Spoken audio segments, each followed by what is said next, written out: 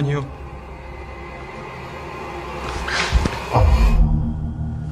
Lalaking explorer tinangkang patayin ng dark entity sa loob ng isang abandoned house.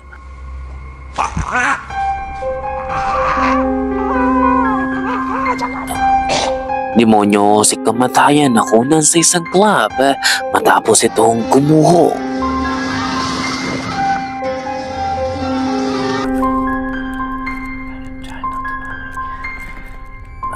Hello? Ano ang nakapangingilapon na kanasan dalawang matandang ito sa loob ng van. So wait, you said the light wasn't off? Yeah, exactly. Totoong nakapangingilapon na karanasan ng mga pulis na ito sa paranormal. Well, kung ready ka na, ay tara. Ang lalaking ito ay nag-explore sa isang abandoned place dahil ang akala niyang abandonadong bahay ay hindi lang pala basta abandonado. 기다리지? 어? 뭐야? 거기 누구세요? 누구세요 거기? Bigla na lamang gumalaw ang sopa pero hindi nagpatinag ang lalaki dahil nagpatuloy pa rin siya.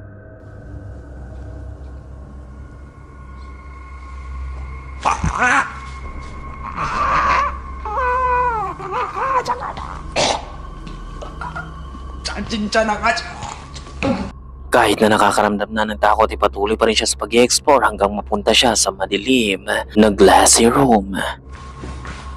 뭔 소리야?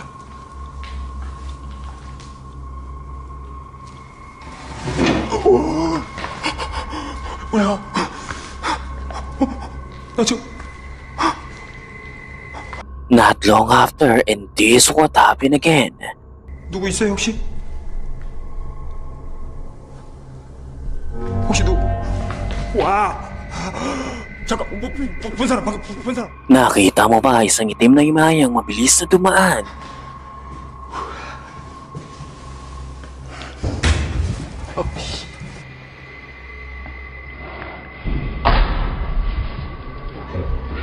Tila ba sinusundan siya nito? 그만이요.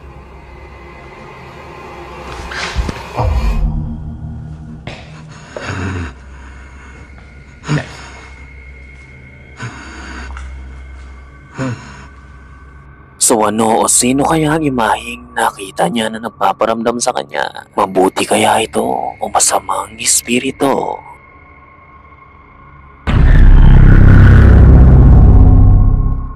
Ang video ito ay nakunan May 2025 sa loob ng isang nightclub.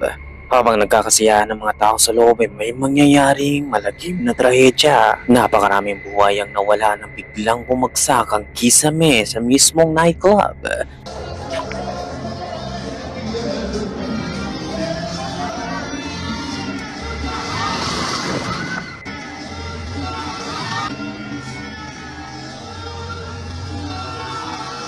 Shortly after na mangyari ang insidente, habang nagkakaroon ng search and rescue ay biglang may na-capture na talagang kakaiba. Watch closely.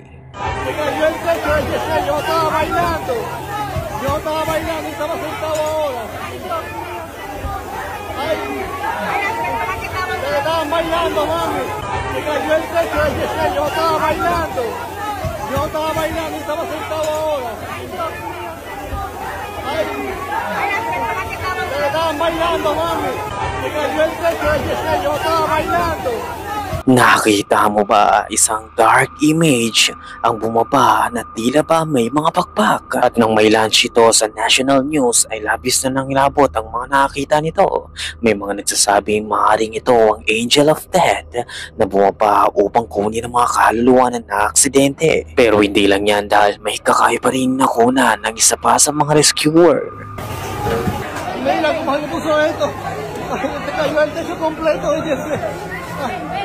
Isa ring dark figure ang nakunan na nakatayo sa isa sa mga posting na tumba. Pero ano sa tingin mo ang mga ito, Kamulti? Isa kaya itong paranormal entity o ang sundo ng mga nabaon sa nightclub?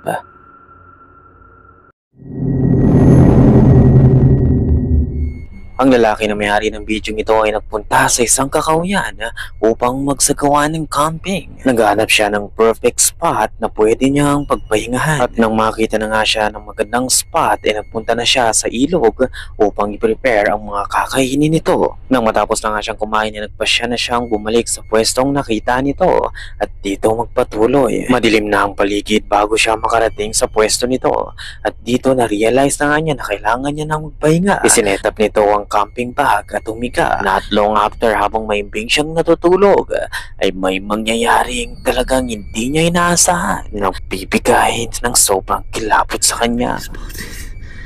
Right, I'm trying to keep calm and keeping calm.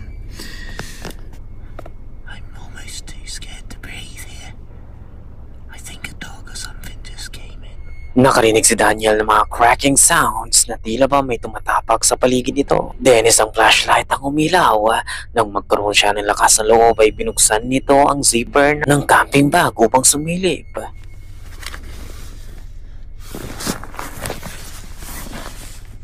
Oh, that's right. They're looking straight at me. I'm trying not to panic. At the moment ay wala na siyang ibang maisip na paraan at nagpasya na nga siyang tawagin ng may-ari ng flashlight na naka-aim mismo sa kanya. Pero sa halip na sumagot ito sa kanya ay bigla na lamang itong tumalikod at unti-unting naglaho sa dilim. Hello?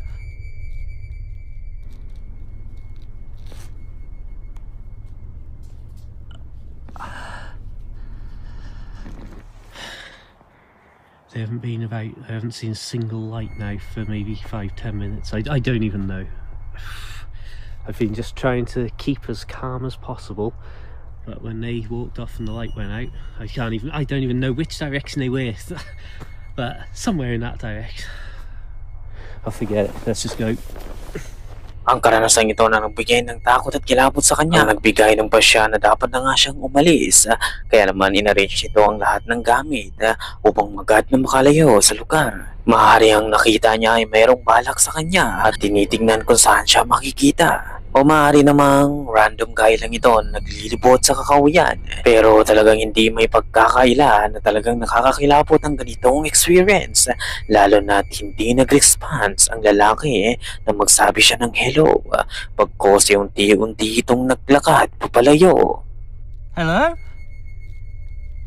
Maaaring natakot ito sa pangamba dahil bakit merong nag-hello sa kanila sa kadiliman. O maaaring lumayo sila dahil nalaman nilang naispatan kung asan sila. So most likely sa mga teoryang ito sa tingin mo ang tama mga kamulti? O maaaring may sarili ka ring teorya sa kung ano ang posibleng balak ng mga lalaki. At kung magkakamping ka ay dapat lagi kang handa sa mga ganitong kaganapan.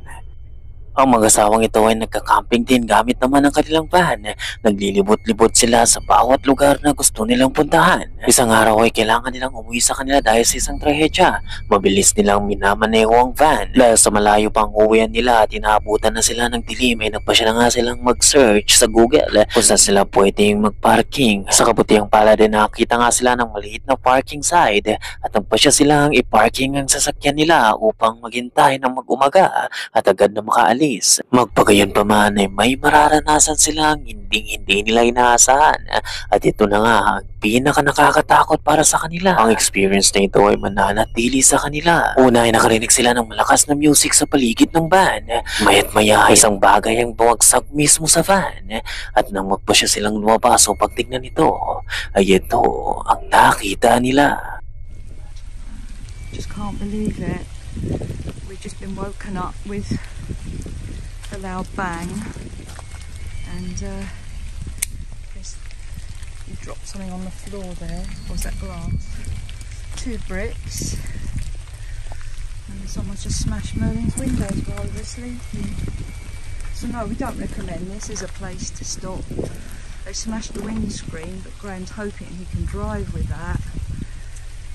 But here's us in the middle of nowhere with a broken window and a cracked windscreen, about 200 miles from home. Nang lumabas sila at mag-imbestiga ay nakita nila ang mga bricks na siya mismong tumama pala sa kanilang van. Ang passenger window ng van ay talagang nawasak. Labis itong nagbigay ng takot sa mag-asawa dahil nagbigay ito ng psychological trauma sa kanila. Hindi nila inaasahan ang ganitong pangyayari lalo na't matatanda na sila. Maaari ding sinadya itong batuin upang lumabas ang mag-asawa upang pagnakawan o maaaring worse pa. Magpagayon pa man sa kabutiang palad makaraan ng ilang oras ay wala nang nangyaring kakaiba. Sa kabila ng pangyayaring ito ay nakapag-usap ang matandang mag-asawa sa isang malapit pa na camping van. Dito nalaman nila ayon sa pamilyang nasa loob ng van ay nakarinig sila ng sasakyan na maaaring suspect sa pangyayari. Ayon pa sa matandang babae, ang 3 bricks ay sabay-sabay na itinapon sa kanila dahil sabay-sabay itong tumama. Tila ba sabay-sabay na itinapon ito ng 3 tao. Wala na rin naging idea ang 2 matanda sa kung sino at bakit ito ginawa sa kanila. Well, ang pagka-camping nga sa masusukal na lugar ay isa sa mga delikadong journey. Kung ikaw ay mahilig sa camping ay magsibling aral sana ito at dapat ay lagi kang handa sa mga posibleng maranasan. Ikaw, ano ang gagawin mo kung ikaw ang nalagay sa ganitong sitwasyon? Paki-comment mo naman sa baba.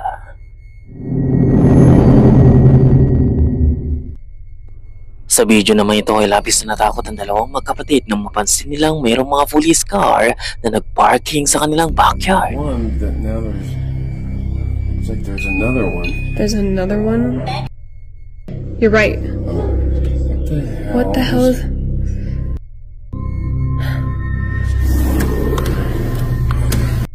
Here. Look, I was...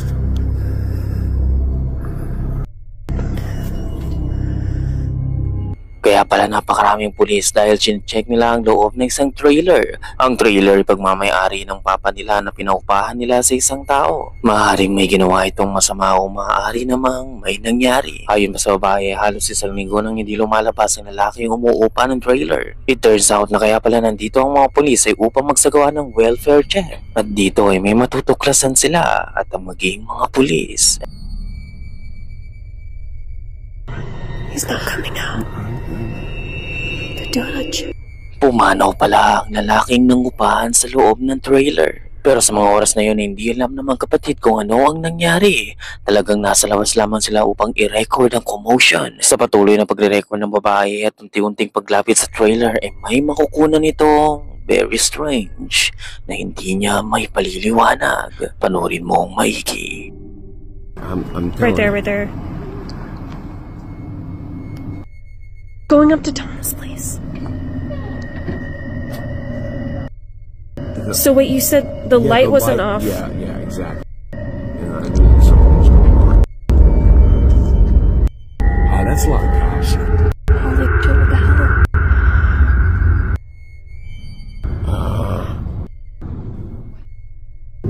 They're coming. Are they calling something in? Going back over. What was Tom doing? Did you look at the map? Check or something?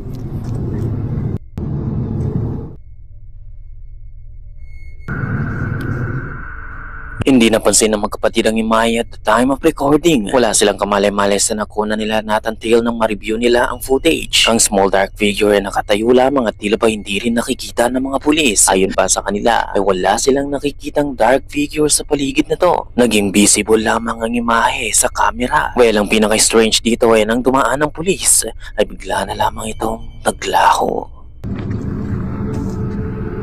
Oh, that's a lot of cops.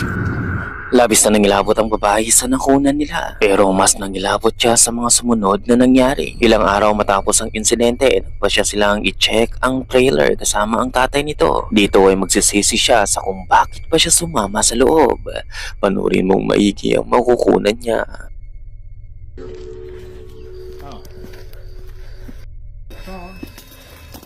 Yeah? Get ready. Could be a little smelly. Okay.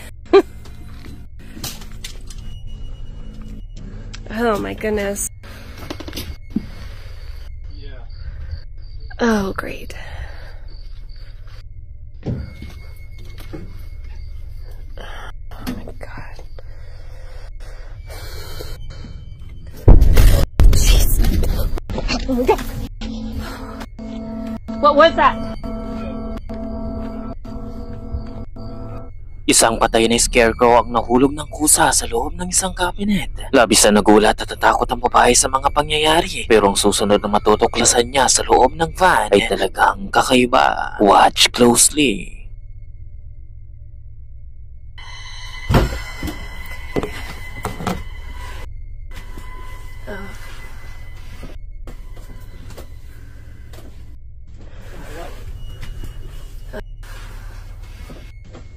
Whoa. Wait a minute.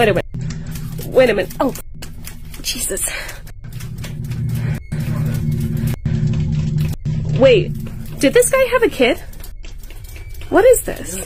Yeah, this kid died too, like, I don't know, before. A long time ago.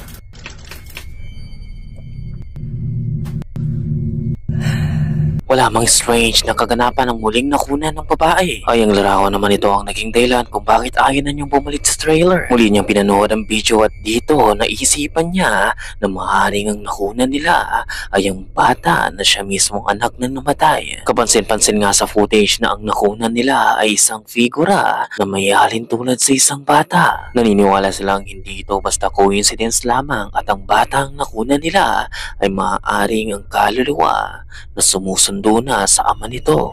Ikaw, Kamulti, ano sa palagay mo ang nakunan nila? What is this? Yeah, this kid died too, like, I don't know, before. A long time ago. Gaya ng ibang footage, isa ito sa mga ebidensya ng paranormal videos na talagang mahirap i-explain.